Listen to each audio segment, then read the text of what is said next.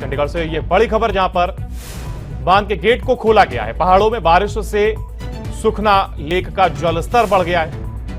तो वहीं सुखना लेक के फ्लड गेट्स को खोला गया है क्योंकि जलस्तर बढ़ गया और लगातार पहाड़ों में हो रही बारिश के चलते ये हालात पैदा हुए हैं। घग्गर नदी का एक बार फिर अब जलस्तर बढ़ सकता है।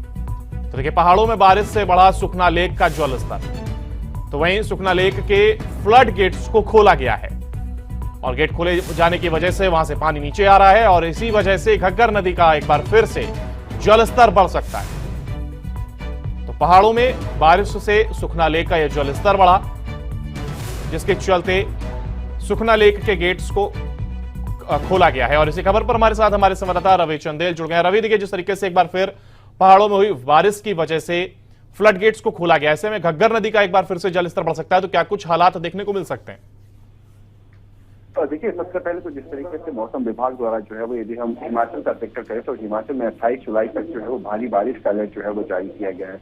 और हिमाचल में जिस तरीके से बारिश हो रही है उसका सीधा सीधा असर जो है वो मैदानी इलाकों पर पड़ता हुआ है। खासतौर पर वो जो है वो, तो ऐसी स्थिति के अंदर फ्लड गेट को खोला गया और फ्लड गेट से खोलकर जो है वो जो पानी निकलता है वो सीधे तौर पर जो है वो घग्गर नदी में जाकर मिलता है। तो ऐसी स्थिति के अंदर खास तौर पर जो जिले चंडीगढ़ से सटे हुए हैं, चाहे हम पंचकुला का जिक्र कर लें, अंबाला का जिक्र कर लें, यमुनानगर का जिक्र कर लें, इन जिलों के अंदर जो है वो घग्गर नदी का जो जलस्तर है वो बढ़ सकता है। और घग्गर नदी के किनारे जो लोग रह रहे हैं उनको जो है वो बाकायदा प्रशासन द्वारा जो है वो तमाम तरीके की जो है वो हिदायतें जो है वो दी भी जा रही है। लेकिन फिलहाल ये है कि फ्लड गेट से सुखना लेक का जो पानी है वो फ्लड गेट के माध्यम से वो छोड़ा जा रहा है।